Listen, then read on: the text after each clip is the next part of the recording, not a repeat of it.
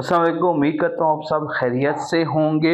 इस वीडियो में हम दो चीज़ों पे डिस्कस करेंगे। सबसे पहले तो मलिक रियाज और अली रियाज के हवाले से जो हुकूमत ने बेसिकली चेयरमैन नैब ने फैसला किया है कि इंटरपोल के ज़रिए मलिक रियाज को जो है वो पाकिस्तान वापस लाया जाएगा, क्योंकि जो 900 अरब की जो मनी लॉन्ड्रिंग है वो साबित हो चुकी है।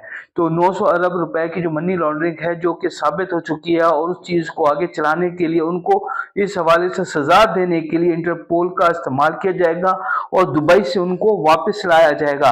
लेकिन जो मेरी इतलात हैं, जो मुझ तक एक ज़राए के ज़रिए बात पहुंची, वो ये है कि जो मलिक रियाज हैं वो इस टाइम पे दुबई में नहीं है, वो माल्टा फरार हो चुके हैं।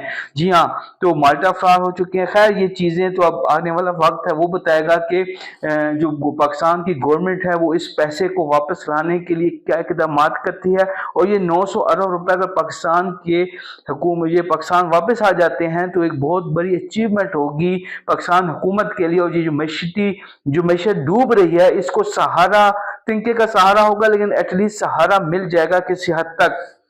तो देखते हैं हुकूमत किस हद तक कामयाब होती है। ये मलिक रियाज वही हैं जिनके खिलाफ इतना बड़ा यानी कि क्रैक डाउन किया गया, इनकी करप्शन के खिलाफ, इनके जो जुल्माना कार्रवाइयाँ इन्होंने की हैं, अपना जो इनका एक सिलसिला चल रहा था प्रॉपर्टी के हवाले से पाकिस्तान के अंदर कब्जे करना और मामलात, आपको पता है इनके किस तरह के थे। डेवलपमेंट की, डिलीवर भी किया, लेकिन ऐसी डिलीवरिटी को, ऐसी डेवलपमेंट को इंसान क्या करे जो कि कई हजार खानदान उजाड़ के की जाए। खैर, तो वो इंजाम को तो पहुंचना है उन्होंने, तो देखते हैं कब तक वो जो मलिक रियाज है वो इंजाम को पहुंच जाएंगे।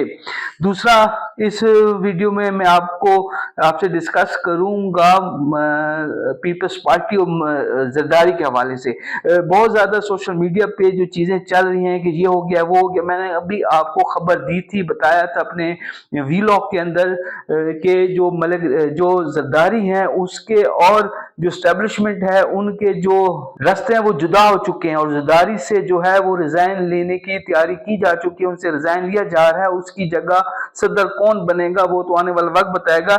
लेकिन मेरे ख्याल में फिलहाल जो है जरदारी साहब को या पीपल्स पार्टी को जो है वो सदर की सीट से वेव ऑफ नहीं किया जाएगा, क्योंकि जो सबसे अहम बात है वो ये है कि बजट की अप्रूवल है, बजट की मंजूरी जो है, जो कि जून में बजट होना है। बजट की मंजूरी के लिए बहुत जरूरी है कि पीपल्स पार्टी जो है वो हुकूमत में रहे और पीपल्स पार्टी का जो साथ है हुकूमत के साथ रहे। तो देखते हैं ये बजट की जो मंजूरी है, जो आने वाला बजट है, यही जो है वो फैसला करेगा जरदारी और पीपल्स पार्टी के फ्यूचर का, उनकी सियासत के फ्यूचर का कि आगे क्या चलता है। और मेरे ख्याल में जरदारी इतनी आसानी से जो है वो बजट पास नहीं होने देंगे। अपने जो खदशात हैं, अपनी जो चीजें हैं उनको प्रूव करवाएंगे, गारंटी ली जाएगी हुकूमत से या एस्टेब्लिशमेंट से कि उनसे ये चीज वापस ना ली जाए। मेरे जराये के मुताबिक बैकडोर राब्ते भी शुरू हैं गवर्नमेंट के साथ, और गवर्नमेंट को समझाने की कोशिश की जा रही है कि अगर पीपल्स पार्टी